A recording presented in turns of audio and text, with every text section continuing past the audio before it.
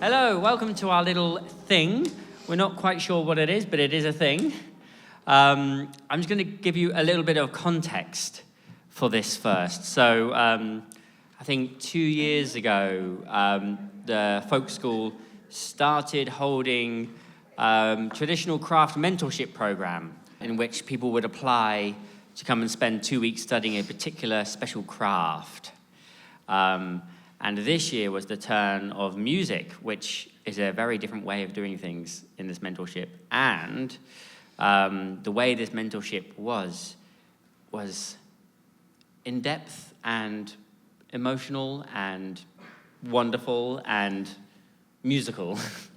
So I was asked to put together this mentorship to study the ballads and the songs of Olive Dame Campbell and her stories and her generally as an entity. And so we've spent the last 2 weeks working closely together, and I'll introduce them to you now, my wonderful, I don't know what to call you, my friends. Rachel Pfeiffer, and we have Ash Devine, and we have Kate Clifford. And that's Alex Cumming, who will never introduce himself. No, that's true. Thank you. So we've had quite an intense week. The beginning of our time here was a lot of deep diving, learning the history of Olive, and from then we kind of ended up reading a lot of interesting documents about her life and about her ballad collecting. Some of the highlights included former folk school folklorist Douglas Day's dissertation in the world of our ancestors, which is a brilliant breakdown of her work as a ballad collector, and also has formatted all her ballads, which was a blessing, because I can't read her handwriting very well, so that's good. We also looked at some of Olive's diaries from her time in the mountains, and you can buy that in the craft store over there, open till 6.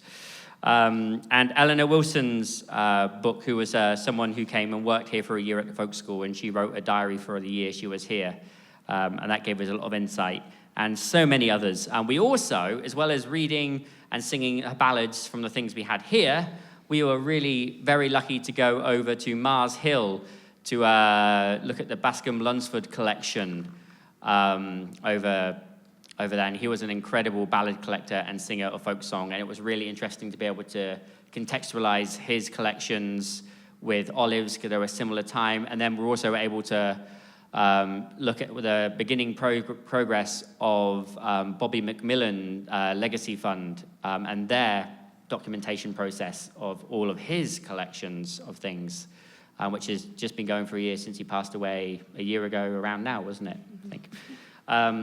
We also, so I'm giving you a context of all the cool things we did. In that visit, we also got to sing with traditional ballad legend Sheila K. Adams, and also got to speak with her yesterday over Zoom, and just had like an hour and a half of just geeking out on folk song, which was a blessing. And we did a similar thing with a younger traditional ballad singer, Sarah Lynch, as well. Incredible academic in the realm of balladry. And we got to speak to the folk school's very own Martha Owen, which was magic, talking about her time in the earlier days of the folk school. And we also got to meet with Travis, who is the archivist here at the folk school. And he showed us some really awesome stuff in the collections. He has a whole task ahead of him with the archives here. But already quite an incredible collection, and he's doing an amazing job. So if you ever see someone walking past with the name tag Travis, say thank you, because he is doing some incredible work there. And you'll learn more about that as we go too. And then we just spent a lot of time... Oh, hello, there we go. We spent a lot of time debating as well, I guess. We're debating and talking and contextualizing a lot of Olive's life, and we're going to try and somehow format all this stuff we've done in the last 2 weeks into something that makes sense to someone who has not been in that realm for 2 weeks. So we kind of tried to put it in a format where it kind of outlines some of Olive's history, and we can insert some of the cool things we found through the show, and we're obviously going to sing some songs. This is one of the first songs she collected from students at the Hyman Settlement School in Kentucky. And It's a rather fun song called The Foolish Boy or The Swapping Song. So it goes. To me wing war waddle, to me wing war waddle, to me jack straw straddle, to me jack straw straddle, to me John poor faddle, to me John poor faddle, the easy bit. To me long way home, to me long way home. So all together, that sounds like this. To me wing war waddle, to me jack straw straddle, to me John poor faddle, to me long way. Try that. Wing war waddle, to me jack straw straddle, to me John poor faddle, to me long way home. Mwah, mwah. You beauties. All right. Doesn't have to be perfect. No. Just open your mouth. Let it happen. I'm glad because I'm not sure my performance is going to be perfect, so this is beautiful. Okay. When I was a little boy, I lived by myself, and all the bread and cheese I got, I laid it on my shelf. To me wing war waddle, to me jack straw straddle, to me John poor faddle, to me long way home. Wing war waddle, to me jack straw straddle, to me John poor faddle, to me long way home. The rats and the mice, they gave me such a life, I had to go to London to find my wife. To me wing war waddle, to me jack straw straddle, to me John poor faddle, to me long way home. Wing war waddle, to me jack straw straddle, to me John poor faddle, to me long way home.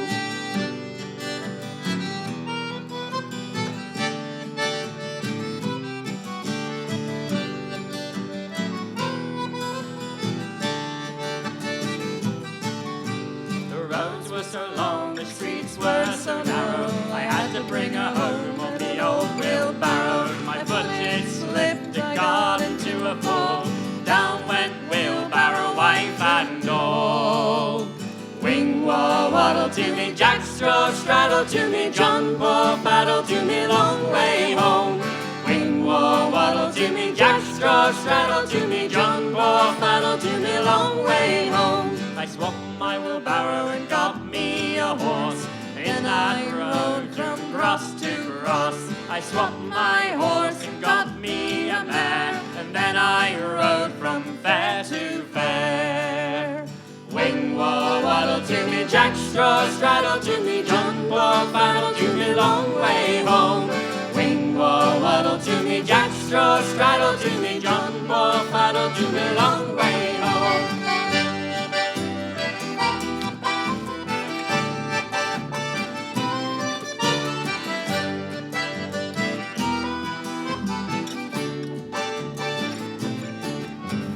Swapped my mare and got me a cow, and in that trade I just learned how. I swapped my cow and got me a calf, and in that trade I just learned half.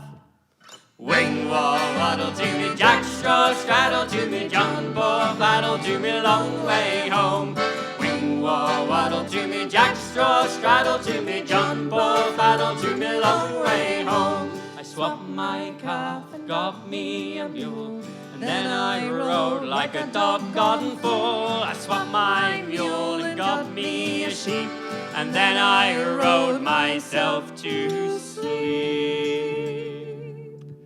To me wing war waddle, to me jack straw straddle, to me John poor faddle, to me long way home.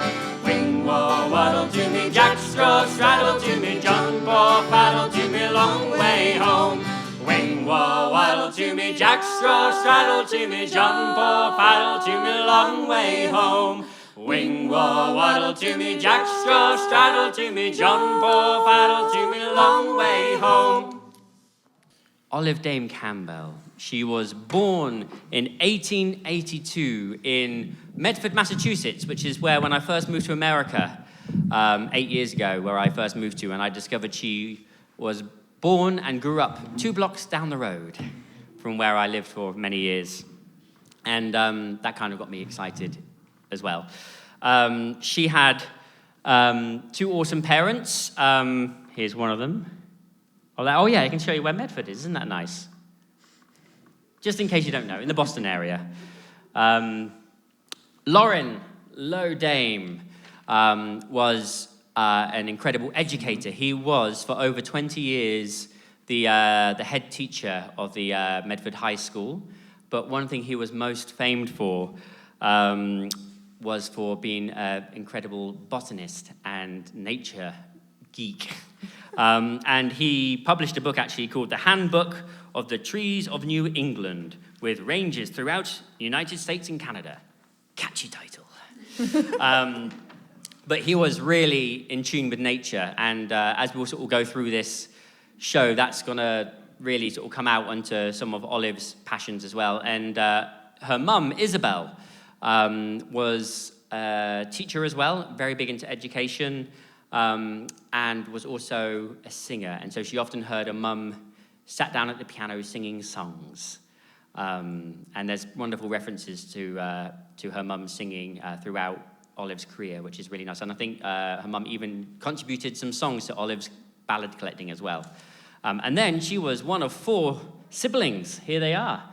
So we have Ruth at the top. On the top right is Olive, looking very young there. And there's Daisy on the bottom left and Isabel on the right bottom. There was a daughter Isabel and a mother Isabel, just to confuse everything for your reading. And they were a very, very close family, and you'll notice as we go through, quite a few of the siblings pop up in various places throughout this whole story. So she had this influence of music, she had this influence of nature, she had this wonderful sense of community with everybody around her in Medford and her family, which was really lovely. She then went to study at Tufts University, like her sisters as well. And she started in the year 1900. There were a group of very few women who were doing any kind of higher education like that at the time, which was incredible. And she graduated in 1903 from Tufts University, which actually also happened to be the year her father died. But she had a very prosperous time at Tufts University and really informed a lot of what she did, including some very cool things, which Kate's going to tell you about. So one of the things that I appreciated the most about Olive's early life is that she was a writer. She was also the editor of the Tuftonian, which was the newspaper, yes? Student paper, yeah. Student paper.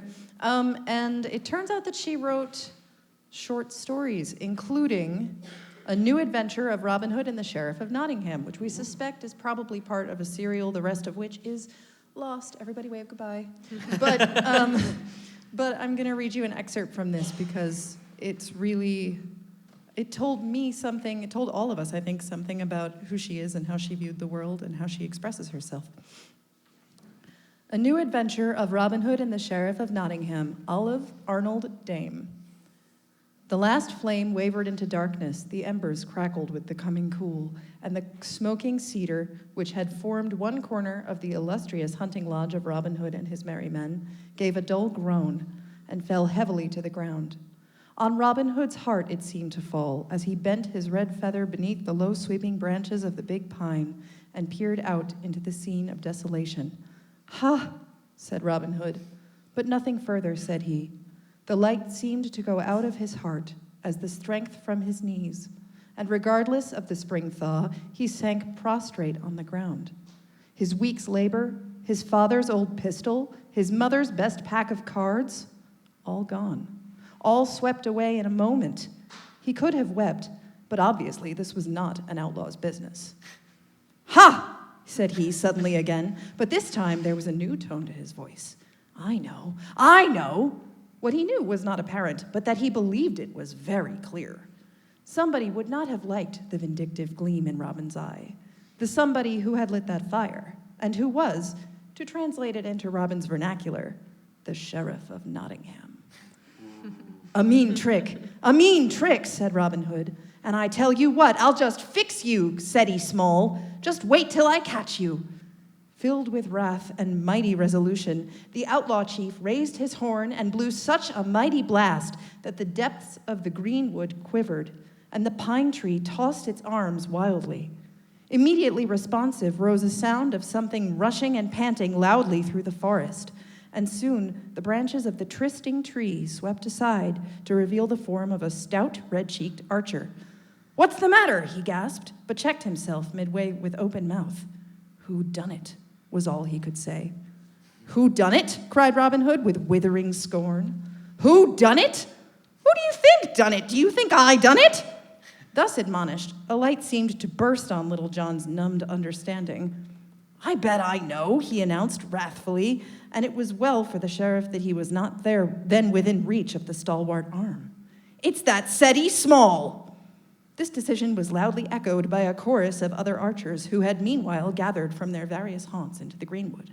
"It's the Sheriff of Nottingham," they cried. "If we could only catch him!"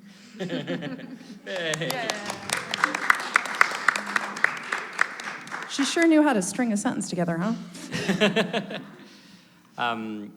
And a really nice description of nature there as well. As you hear, Rachel's going to read a poem of hers as well. And I want to contextualize this because this is a photo from Tufts University in March of the year that Olive graduated. So she may well be in this photo. There's no list of who was in this photo, but this is very much what the university looked like at the time. And I just have pictures of her lying on the grass writing this next poem and looking up at those trees. This is called The Years at Its Spring by Olive Dame. The wind is racing through the branches high that toss and wave and dance with glittering leaves, a shade against the blue and shining sky, a shifting net of green gold sunshine weaves. That sky so bright, so deep, one scarce believes that heaven itself more glorious bright may be, nor filled with sound more gay than that which heaves the oriole's breast as warbling full of glee. He gleams and glows and joyous sings atop his tree. Yay.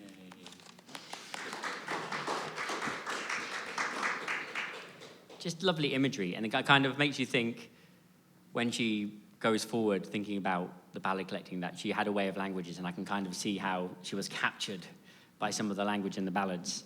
So she then was an educator in Medford, Massachusetts for several years, but then in 1906, on a ship to Scotland, she met this old chap, John C. Campbell, obviously the namesake of this school.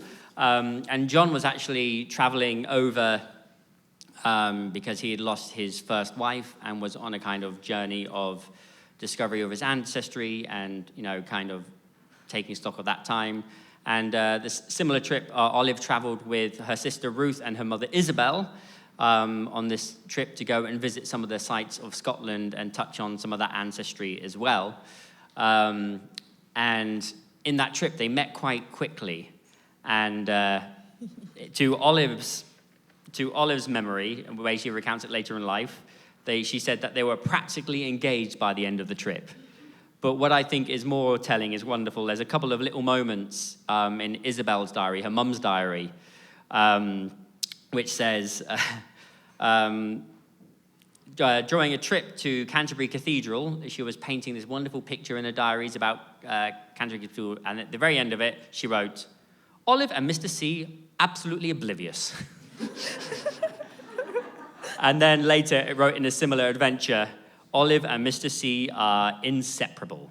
So it gives it like a really nice, you know, we hear the accounts of her love of him, but to hear that kind of ridiculousness of it, kind of almost cartoonish love, seemingly. I think there was one where they were going to leave to go somewhere else, and I can't remember exactly the quote, but Isabel said something like, "Olive and Mr. C almost missed the boat," or some version of like.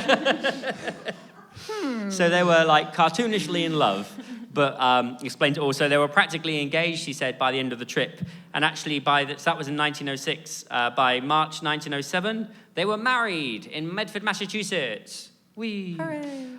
They shared a big connection and love of education, education reform, of understanding people as people and not as things, you know, as like a group, but actually individual people. They were both fairly religious Christian missionaries.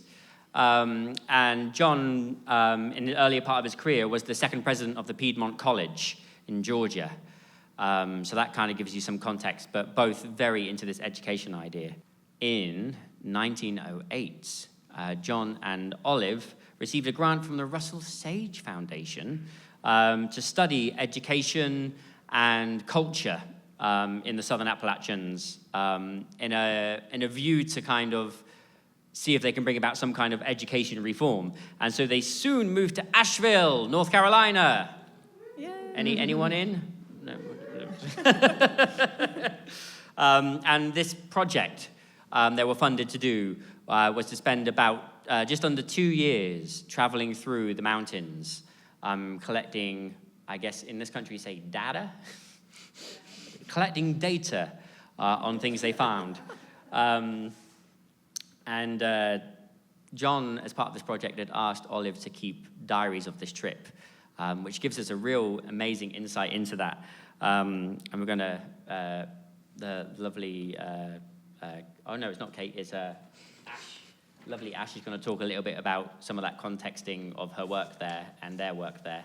And then we'll hear a bit from Rachel as well. So they were going town to town, house to house, collecting social data, documenting what they saw about how people lived, the way that they interacted with one another as families, and how they lived on the land, and also the struggles that they were living in the rural Appalachian setting. And so they kind of stumbled upon the songs accidentally through this. And then Olive was one of the first people to recognize that the songs had social significance. So here's a quote from her on that. "The songs must have a sociological as well as a political, historical, and cultural value, for they reflect the life not only of those who sang them, but also, to a certain extent, of the descendants of those people." I want to show you a little bit what the diaries look like in that context as well. So she would take wonderful notes and actually full on draw, what's the word now? The layout of the house. And, Thank you. where they had Diagrams their- and Yeah. maps of the whole place, which was really interesting. Yeah. And I just wanted to include this because it makes me very happy that she was a doodler.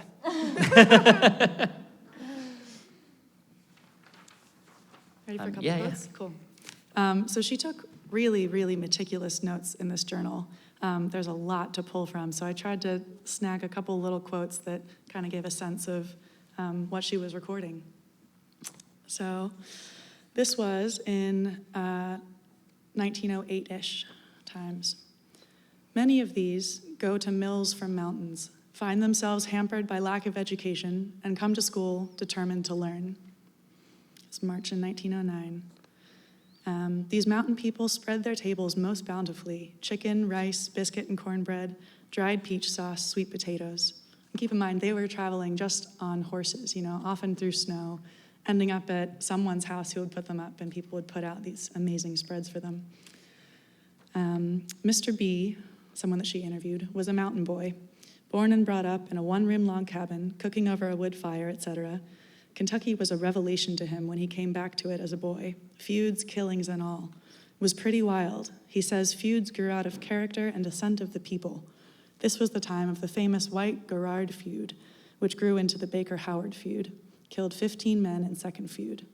While in West Virginia, he became converted and felt he owed something to his Kentucky people, came back and taught summer and winter school. I love this one. She's sassy, which we found out through much digging. Had quite a furious talk at breakfast with a mister who believed that the railroads were the only salvation of the mountain people, at least in this section. Said the conditions were not paralleled in any section of the U.S., marriage and intermarriage, degeneracy, lack of ambition, etc., was didactic and severely hopeless. Insinuated that he could prove point if I were not present. But only then. Yeah. So just a couple snippets of, she wrote so much and wrote a ton about all of the nature they were observing as they went, and all these different stories of, women she got to chat with in schools they saw, and it's really quite the collection if you ever get to read some of it. And they really seemed to befriend the people that they encountered as well, which was also different from the other social data collectors out there. She treated people as humans as opposed to data points. Yeah. And she learned knee to knee which is to say she learned directly by listening to her informants or the people that were singing for her rather than by notating down what they were singing while it was happening. She would have them sing it over and over and over and over and over, and then have them check her when she would sing it back. And then once she had it right, she would find a piano and write it down at that point. Everybody else usually wrote down the notation while it was happening. I think what makes her ballad collecting really interesting is that it was never the aim. Unlike a lot of collectors at the time who were coming into the region and going, I'm coming to get some folk songs and I'm going to be really cool. And, there was this whole ballad war time period around this time where everyone was collecting and everyone was trying to publish things. And Olive just stumbled upon it accidentally. And she stumbled upon it accidentally in December 1908, so just a few months into their trip, here at the Hindman Settlement School in Kentucky. And she met with the wonderful Catherine Petit, who is pictured here later in life. She paints a wonderful picture of when she first discovered this. After their meetings, they all gathered in the main room around the fire one night, and Catherine Petit got the students and the staff to sing songs, because that's what they did. That's how they were a community. And Olive was absolutely captivated by this. And that's what kind of kick-started her kind of 18-month-long ballad collecting alongside this sort of social study, which was really fascinating. And like Kate said, she did this not by being invasive, but by being interested in learning the songs as they were learned for generations, and was not invasive in her way of collecting, which was really quite a powerful thing. And actually, on that, I think we need some more singing. So we're going to hear one of those songs from her collections. From Kate? So this is a version of Pretty Polly, but listen up, because it doesn't end the way that you're used to. This was collected from Hillard Smith on August 10th, 1910. And some of the verses were later collected by Ms. Petit in Hindman, Kentucky in 1911. Because we'll get to that later. Pretty Polly. Oh, where is Pretty Polly? Oh, yonder she stands. Gold rings on her fingers, her lily white hands. Oh, Polly, oh, Polly, oh, Polly, said he. Let's take a little walk before married we be. Oh, William, I don't want to go. Your people are all against it, and that you well know. He led her over high hills and hollows so steep. At length Pretty Polly began for to weep. Oh, William, sweet William, oh, William, said she, I fear your intention is for to murder me.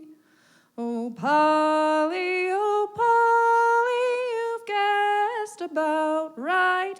I was digging your grave the best part of last night. They went a little farther, and she began to shy.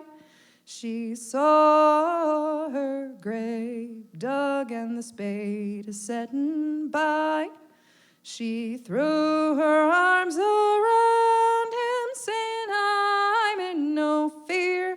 How can you kill a poor girl that loves you so dear? Oh,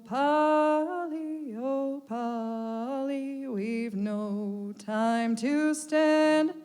He drew his revolver all out in his hand.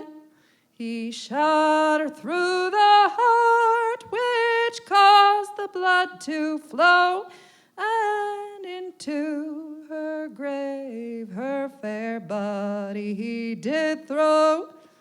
He threw her in the grave straight away. He did run, left no one to weep, but some small birds to mourn. The ship set and ready all on the seaside. He swore by his maker he'd sail the other side. Sweet William was lying in his cabin asleep. He thought he heard the voice of pretty Polly speak. Oh, yonder's pretty Polly, oh, yonder she stands, with gold rings on her fingers, her lily white hands. All on whilst he was sailing the ship, she sprang a leak, and away to the bottom sweet William he sank. There he met with pretty Polly, all in the gores of blood, in her lily white arms, an infant of mine. Such screaming and hollowing, it all passed away.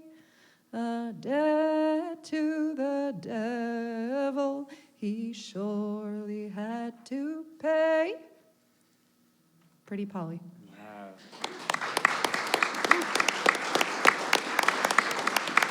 I should say also that that melody was collected a month later by another of Olive's team. And that kind of ties down. So we mentioned that she had about 18 months of actual active collecting. Her collection is far more vast than that, because in her style of wanting to collect community-based things, she kind of taught and ended up with this team of wonderful people who would send her this material and collect this material and send it to her to add to the collection to be able to keep reserved in the community. One of those women was one of the people that sent her that song, at least some of these verses of that song, Catherine Petit, who we saw earlier at the Heinemann Settlement School. And another was her sister Daisy, who ended up as an educator in the mountain region as well. And a woman called Isabel Rawn, another educator.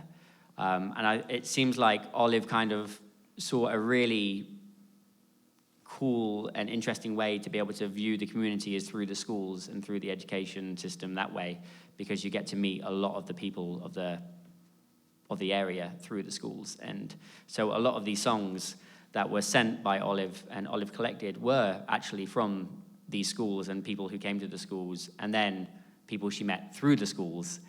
And so we have quite a few songs which are quite hilariously collected from little children, as it says, or a little girl or a little boy, and they are dark songs. But she did have this very different way of collecting things. And the interesting step forward for this is during this time where she wasn't collecting, she was getting people to send her songs. She was trying to find ways to try and get this out there and published, and in many different circumstances, not much time to read you many quotes. She was told that it was interesting, but it wasn't commercially viable, what her collection was. They agreed that the collection was of very good importance, but could not be printed because it was not very viable. And so this makes me wonder about her next connection, Cecil Sharp and Maud Karpeles. In 1915, she met up with Cecil Sharp in Lincoln, Massachusetts. She wrote him a letter saying, "Ooh, Cecil Sharp, you're a folk song collector. I have collected some folk songs. Do you want to have a look?" And so they agreed to meet in 1915 in Lincoln, Mass, as I said, along with Maud. And they were actually, Cecil and Maud were over teaching country dance. They were not here in the kind of folk song realm. And it was Olive that kind of brought out this whole idea of folk song in America to Cecil Sharp, which was really interesting. So the next year, the following year, 1916, Sharp and Karpeles came to Asheville under the guidance of Olive and John C. Campbell, and they kind of guided them through the mountains and introduced them to a bunch of the people that they had collected songs from. And this is where the interesting thing starts. They did then actually end up publishing a book together, which was very cool. As you may well know, this is like one of the go-to books, the English folk songs of the Southern Appalachians. And this is really nice because it's Olive Dame Campbell first, collected by Olive Dame Campbell and Cecil J. Sharp. Still one of the most English names you can go for. Cecil J. Sharp. And the thing that kind of got me riled up, and I think it's got many of us riled up, and kind of is that key moment of like women being stamped down by history, was after the first edition, it was published like this, including 39 tunes contributed by Dame Campbell, and her name was sort of scrubbed from the front and the publishing. And as we'll go into detail, that is not all so true. I think Ashley's going to take some things on from here because there's some brilliant context with the song that you're going to sing as well. Yeah, so Olive had a special way of collecting that, where she actually wrote down the words as they were pronounced by the singer, and she wrote down kind of the dialect, whereas then Cecil Sharp would take that and edit it out on a number of songs. Also, it says 39 tunes, but we know that that's actually a very low number in comparison. So Cecil Sharp and Maud Karpeles kind of went back and recollected some of the songs that Olive had collected initially, and then just changed it a few words in the same exact text, really. So this, I'm gonna do a song that's a great example of that. This is Little Margaret, that I actually learned from Sheila K. Adams initially. And in the English Folk Songs of Southern Appalachia book, it's listed as Sweet William and Lady Margaret. So they changed, there's two different versions of this in the Olive Dame Campbell collection, and they're actually almost exactly the same, except one of them is Lydia Margaret, and the other one is Liddy Margaret, and then there's also one that uses the word lady, I think. So they went down and they recollected the Liddy Margaret version from the same person that they had collected it from before, or that actually Daisy Dame had collected it from. And that was in Clay County, Kentucky, I guess about 5 years later. And then they printed it in this book and didn't actually acknowledge that Olive Dame had anything to do with that text, because they had changed the one word in the text to be Lady Margaret, which is a lot more proper than Liddy. So we were talking to Sheila yesterday about this, and I asked her, what her thoughts on, you do the Little Margaret version, then there's Liddy, and then there's Lydia. And she was thinking that perhaps Liddy was just another way of saying little, or it sounded like Liddy, but it was actually the person saying little when they were singing it. So anyhow, I'm gonna sing that for you now, and I have made a really fun hybrid version, which is another thing that we talked about with Sheila yesterday. We were asking her questions, about how the tradition should be carried on, and what should we sing the songs exactly how they were sung, and she was telling us how, if we made that rule, then the young people would never want to carry on this tradition. Furthermore, that is not the tradition. The tradition is to make the song your own and to create verses that, make it relevant to your life. So Also, this is one of those songs that definitely originally came from across the sea. Now, there are some songs that are more about current events that happened here in the Appalachian region. So people also took on the craft of writing newer songs and also adding newer current events into the old songs. But this one is definitely one of the old songs, and I've hybridized it between Sheila's version, Liddy Margaret, and Bobby McMillan's version, which we found at the Bascom-Lunsford collection when we were over there. Well, it's not in that collection, but when we went over there to look at it. Sweet William rose one morning in May and dressed himself in blue. Oh, tell me of this long-lost love between little Margaret and you. It's I know no ill of little Margaret, he said, and she knows none of me. Tomorrow morning at 9 o'clock, little Margaret my wedding shall see. Little Margaret sitting in her high hall chair, combing back her long yellow hair, saw sweet William and his new made bride driving up the road so near. She threw down her ivory comb, threw back her long yellow hair, said, I'll go down and bid him farewell, and I'll never more go there. It was late in the night, they were fast asleep, saw little Margaret all dressed in white, standing at their bed feet, saying, how do you like them snow white pillows? How do you like them sheet? And how do you like the pretty fair maid who lays in your arms asleep? Quite well do I like my snow white pillows. Well do I like my sheet. Much better do I like the pretty fair maid who stands at my bed feet. I had the strangest dream last night. Such dreams, they meant no good. I dreamt my hall was filled with wild swine, and my bride's bed bathed in blood.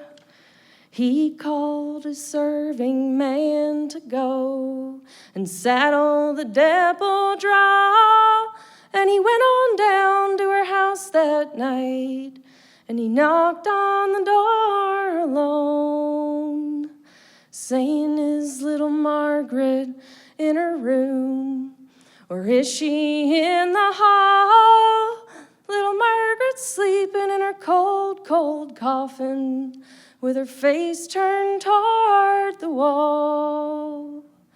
Unfold, unfold them snow white pillows, be there ever so fine, for I want to kiss those cold Corby lips, but I know they'll never kiss mine. Once he kissed her cold forehead, twice he kissed her cheek, 3 times he kissed her cold Corby lips, and he fell in her arms asleep. They buried little Margaret in the old churchyard. They buried sweet William by her. Out of little Margaret's grave grew a red, red rose, and out of William's a briar. Little Margaret. We did want to share, too, that Olive and John both went through some tragedy in their lives, too, which I think probably helped them resonate with a lot of these people they were meeting and what they were dealing with, too. So I'm just going to do these in quick succession, get all the sad in one little part together. But so Olive and John had a baby that they named Jane. born April 1st, 1912. And Jane died in February of 1913, so that was a rough blow for them, for sure. And then they had a second baby that they named Barbara, born in 1916. And she also didn't live very long. She died in October of 1917. And then on top of that, they find out that John, who had struggled with heart disease for years, got a definitive medical diagnosis that was essentially, your heart is failing, you can't do much but just wait. So they, she wrote about it in her journal and said they just decided they were going to get through it as best they could. And so they were actually running to catch a train to go to New York City in 1919. And John had just said, I think we should write a book about our travels. And so they're running for the train, and he passes out, and clearly it's the end, right? So she said it was one of the longest train rides she'd ever had. So he takes an ambulance to the hotel room and says, Olive, I want you to take down what I'm saying. And so what she took down was the first chapter in the book they were going to write together. And then he died. And so she, in her grieving, went up to their home in Nantucket and wrote the rest of the book, which seems like a really beautiful labor of love. So that is The Southern Highlander and His Homeland, which was then published in 1921. And I think probably really influenced her passion for continuing that work too. It was something connected to him that they'd done together that she could carry on. So, all right, that's all the sad. So, well, there's plenty more to be found, but song, great. So, related to that song, I think you'll remember that their first daughter was Jane. I have a quote from Olive's journal that struck me because she was learning about health conditions as they traveled too. So this one is, women deaths average higher than men's. So many die at childbirth or neglect afterwards. Doctors quite generally immoral. Tuberculosis most common, often a result of neglected pneumonia. And she got story after story like this as they were traveling. And of course, she witnessed that as she traveled and then suffered her own losses. So I picked out a song that resonated with that general vibe. Growing up in Appalachia, I've been drawn to stories that embrace reality and don't shy away from it. And this particular version just says all the sad stuff and then leaves it there. There's no but it'll all be. It's just, life is tough, Sometimes there's tragedy. And the melodies for me, I really love too. They're usually pretty haunting and winding, and you can't really tell where they're going to go. And for this one, I have been in love with folk music from the country of Georgia for over a decade, and I got to go travel there this summer and sing with a group. And they similarly have, one or two voices carrying this really incredible melody you can hardly follow, but something different there I saw is everyone else in the room will sing bass. Even if you don't know the song, someone will, move their hands for where the bass part goes. And I thought that was really striking, a way to kind of include everyone in the story being told. So I'm going to have y'all be my bass. Before you panic, it's only one note. I'm not going to have you change anything. Just for the song in particular, this is one we found in Olive's collection. This was actually sent to her by Carrie Henderson. It was collected in Walnut, North Carolina in September 1916. And if you could give me an A, that'd be great.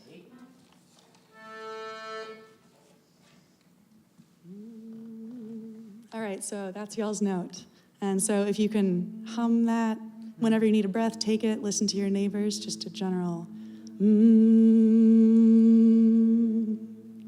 you. Keep going. One day while in a lonesome grove, sat o'er my head a little dove, for its lost mate began to coo, which made me think of my mate too. Dear little dove, you're not alone. For I, like you, can only mourn. I once, like you, did have a mate, but now, like you, I'm desolate. Consumption seized my love so dear, and preyed upon her for one long year. Death came at last at break of day, and my poor Mary he did slay. But death, grim death, did not stop there. I had one child to me most dear. Death like a vulture came again and took from me my little Jane. So the next key point in Olive's life, we don't going to touch on too much, except for kind of, it's the founding of the folk school and the idea of the folk school. And this is written a lot about here, funnily enough, because we are at the folk school. And you can get a really nice breakdown of the whole of this history of the founding and the build up to the founding in 1925 in the history room here at the folk school. And there's really nice artifacts and there's a really nice breakdown of things there. But to break it down just a little bit to kind of see the sort of person that she was, in these adventures with John through the mountains, they both got really, really interested in the Danish folk school concept. I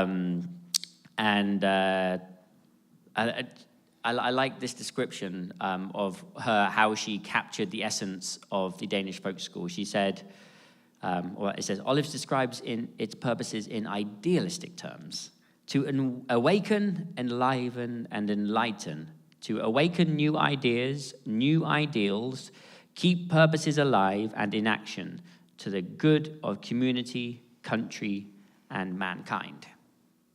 That's really lovely. And actually, in 1922, she got a Scandinavian American Foundation Fellowship for an 8-month study of these schools in Denmark. And she went along with her sister Daisy and her fellow conspirator, is that the right word? Fellow Yes. exciting person, Marguerite Butler, who are all three of them key in the foundation of this amazing folk school. Let me just show you this quickly. I like this image of, this farmhouse, Olive's farmhouse, was one of the first buildings on the property here in 1925. This is an early photo of it, but as you can see, really, it hasn't a lot changed, which is really very lovely. One more photo of Olive in action. So you can see Olive at the folk school on the back left there. And we worked out in our time here, we didn't have a location for this photo, but on, I think, at the first day, it was an exciting moment. We worked out this stage wasn't there. Mm-hmm. You can see a little risen bit there, but this corner is where that photo is. The piano is up against the window over there, and they're set on a table just over here, kind of where Kaylee is, right there.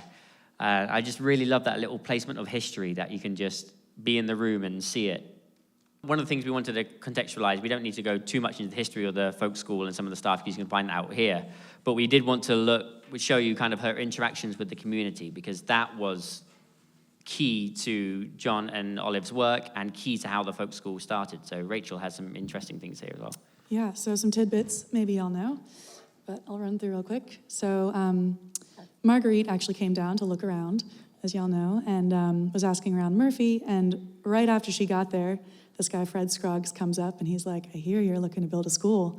You should come to Brasstown. So he and his dad came down to see her. He was a storekeeper at the time. And as Marguerite was explaining to him, well, there won't be certificates, it won't be, any sort of college credit. He goes, oh, is that, the philosophy of Nikolai Frederick Severin Grundtvig? So he apparently was really excited about that too, and Fred really became their ally in the area. So he got his parents to donate 75 acres of land for the school. He got the local communities to support with donated labor and resources.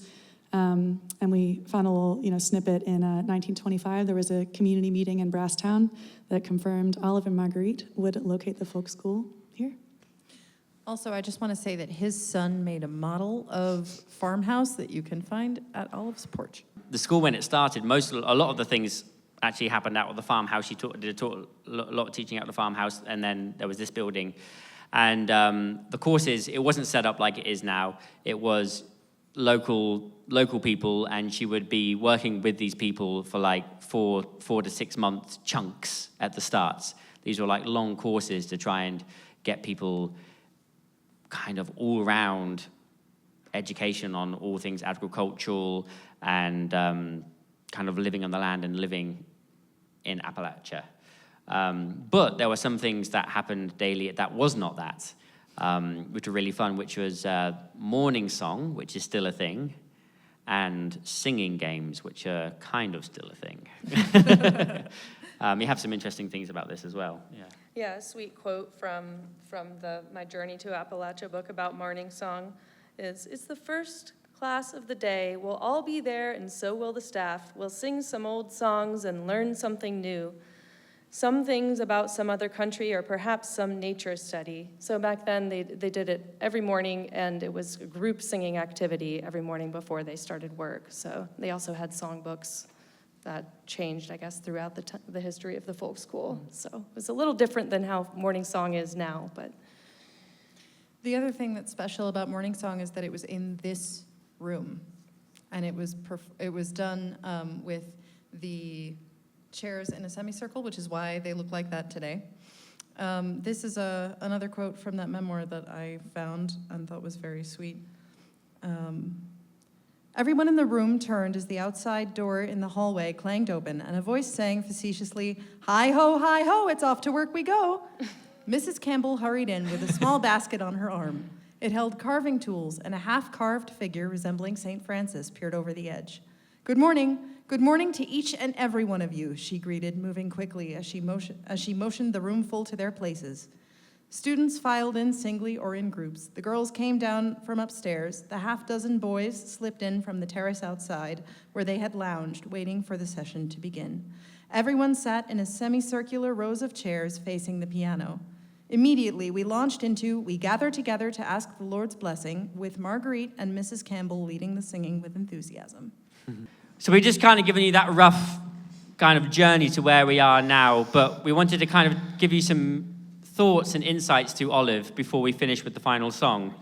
And one of those things is what we took away was how incredibly intelligent Olive was and how economic and business-minded she was. And we found some cool things that Rachel's going to share quickly. Yeah, so I got really excited about this part because she was really forward-thinking and made a lot happen in addition to ballad collecting. So Olive spearheaded, economic and business enterprises at the folk school and the local community. She helped establish a dairy cooperative, a crafts cooperative, a Brasstown credit union, which lent money out to folks just within a 5-mile radius here, especially needed during the Great Depression. Specific to the carvers in the area, Olive one day noticed a group sitting on a bench at Fred Scrogg's store, and that bench is actually in the museum here. And she saw them carving wood, and so she chatted with them and encouraged them to carve figures that could be sold, and she facilitated establishing the Brasstown carvers and getting the carvings then sold through mail order. And so locals have said that selling those carvings was actually really important for the local community for many years. Said it kept clothes on their back. So she, locally was doing a lot, and also then was traveling to conferences trying to represent the interest of this area. So we have a quote from, it's called "Remarks Made at a Conference of Council of Southern Mountain Workers" by Olive Dame Campbell. And so I pulled just a couple of the little bullet points from there. This was in the spring of 1929. So this is her speaking. "For a number of years, we have talked over here the problems of handicrafts in the mountains. How shall we keep from competing with each other on the market? How shall we find a larger market? What is our reason for carrying on such work? Our own support, economic help to individual workers, self-expression, etc. Is there any way to arrive at price agreements involving fair price to workers and fair reserve for overhead, loss, etc.? So she really, she was speaking at a convention that was mostly men, and just thought it was really cool that she had that brain in mind as she was doing all of this work too. We have a quote from Ellie about her in a similar vein, and she says, "Some afternoons, especially when Louise was busy elsewhere, as well as during the 2 months she spent up north, Mrs. Campbell and I talked. We had very similar values and interests. She believed passionately in education, democracy, conservation, and the cooperative sharing of work and profits in industry, as did I. The changes that were imminent, both in the Tennessee Valley and in the country at large, made for lively discussions. I was excited about the prospects of economic renewal of the land. She was too, but she still had nostalgia for the quaint ways of the past, and particularly for the traces of Elizabethan England in Appalachian music and customs."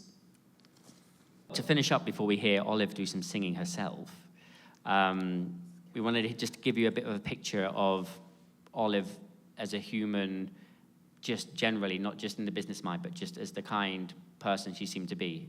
So Ash and Kate have got a few things to share, which is really lovely. Okay, so yeah, Olive was interested in inclusivity. So there was a exhibition for the visually impaired in Washington, D.C., and she wanted to have a piece made specifically for that conference. So here's a quote from that. "They have asked if we can send a piece for the display. I'm sure you have met Jack Hall, who carves the beautiful wind-blown horses and other animals. I'm hoping Jack will carve a sitting rabbit that visitors with limited sight can feel so they can get the sensation of an animal at rest, but tense to jump." So they did indeed do that. She sketched out a rabbit and then had Jack carve the rabbit, and they sent it up to the thing so that the visually impaired She folks had to could... approve it first, but apparently it was solid. And then she tested it out on some people. Now close your eyes and touch this. Can you tell it's a rabbit? So... So Ellie is from Long Island, and so am I, and I came here interested in who Olive was as a human being beyond her work. And so the whole process of being here has given me so much of that information, but Ellie's book was particularly useful, as I'm sure you can tell by now. But there are just a couple more bits that I thought were particularly evocative. This is from Ellie's arrival into Brasstown in 1941 as a staff member of the folk school. "Although it was just after 11 o'clock at night, two ladies were standing on the sidewalk as we rolled to a stop. The shorter lady, who stood confidently erect, offered her hand in greeting. 'I'm Olive Campbell,' she said in a broad Boston accent that I will not be imitating. 'You must be Eleanor Lambert.' Then she turned to her companion and introduced Louise Pittman, a tall, strong, middle-aged woman with a firm handshake and a direct manner. Louise said, 'Have you had any supping, Eleanor?' 'No, there wasn't any time between the train and the bus, and there was no dining car on the train,' I replied. Mrs. Campbell said cheerfully, 'Well then, we must go in.' Louise took me by the arm, and I went with them into the brightly lit ice cream parlor. Several small round tables surrounded by the wire-back chairs, so characteristic of ice cream parlors everywhere, stood in the middle of the room. A closed ticket booth for the bus station filled a small corner. Across the back of the room was a glass-fronted bakery counter. Mrs. Campbell introduced the pretty auburn-haired young woman behind the counter. 'This is Margaret Holland, who takes care of the shop and the bus station. Our Mountain Valley Cooperative has opened this store in Murphy to sell ice cream and other dairy products. They stay open until the bus from Chattanooga comes in,' that's the one she was on, 'although they usually close at 11. I'm afraid there's really nothing left to eat, but Margaret said she could make you a large milkshake. Will that do?' I accepted gratefully. In the light of the shop, Mrs. Campbell appeared elderly and frail, but her lively manner and quick speech conveyed the impression of energy and intense interest in her surroundings. An engraved silver headband secured her short white hair, combed plainly to one side. The years of travel through the southern mountains on horseback with her husband that had sparked her interest in the education of isolated mountain people had merely softened her New England accent a little. Mrs. Campbell's blue eyes peered kindly and quizzically at me through her rimless glasses, one eye squinting slightly. "Do we call you Eleanor, or do you have a nickname?" she asked. She proceeded to use Ellie's nickname the entire time she was there. Mrs. Campbell had a wonderful gift of cheerfulness. Her good spirits were infectious, never intrusive. She confronted every household crisis with gallant ingenuity. The antique coal furnace in the dugout basement under the original house, the farmhouse that is, chugged and heaved and occasionally wheezed into a temporary collapse. With a working fireplace in each room, we could press any one of them into service, as the occasion demanded. Building a wood fire required some skill and the ability to improvise, but both Louise and Mrs. Campbell were experienced, and I soon acquired the knack.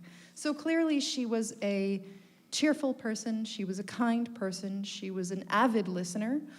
We've gotten this from books and dissertations, and also from some tremendous conversations we've gotten to have with people that knew her. We spoke with her great-nephew at one point, and Alex has spoken to her great-niece, I think. She was lively, she was intelligent, she was interested, she was awake in all the ways. It's a gift to see her so vibrantly, and I think that being at the folk school makes that possible in a way that being anywhere else would not. She retired from as folk school director in 1946, and when she did that, she moved back to Massachusetts to the family home, and she wrote this giant book, The Life and Times of John C. Campbell, which is available in the craft. No, it is, and that to me kind of pictures. When she was done here, she went back to her family, and she still had that love and deep connection with John, even though he was gone for many decades at that point. She then, when she passed away in 1954, she decided to be buried in the family plot with her family in Medford, Massachusetts, which looks like this. It's amongst trees. It's utterly beautiful, and you will see she's there. She's buried with John. She's buried with her mum and dad. She's buried with two of her sisters and her two daughters who sadly passed away too young, all in that spot, all under these beautiful trees. And this little rock you can see there, or not that little, it just has hand carved into it, Dame. It's nothing, and you can see they're all flat grays. It's nothing fancy, nothing over the top, but she was back one together with her family and back with nature again, which I think is just such a really beautiful way to tie things around. And we thought the most special way to finish this presentation, we've talked a lot about her, but Olive is the special one here that we've been talking about, and we wanted to pay honor to her by bringing her voice back into this room again. I'm sure she sang this song in this room many times. There's many accounts of her actually singing Barbara Allen endlessly. Travis actually told us it was her favorite ballad that she collected, and I came here wanting to know which one it was, if she had one. We sat down with this recording. We did a transcription so you can read it and listen along, and we thought we'd accompany her as well to finish up this presentation and give Olive back to this wonderful room. Form, printed English form, but I was unprepared for what came. She sat down in front of the fire on a low stool with a banjo across her knee. The use of a banjo, by the way, with the singing of ballads is not common. But she did it extremely well, giving a strange sort of rough, running accompaniment between the slowly sung verses. And this is what she sang. "'Twas in the merry month of May, the green buds were swelling. Oh,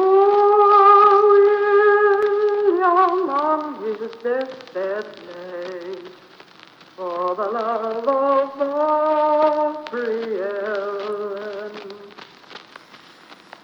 He sent his son to the town, to the place where she was dwelling. Said, "Love, I have a message for you. If your name be Ballad,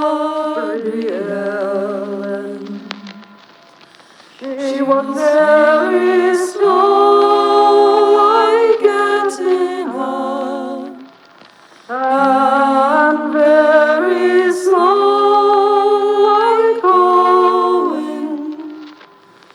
And oh, she said, when are she come? Young man, I think you're dying. He turned his pale face to the wall, and death was in his dwelling. Adieu, adieu, kind friend, she said.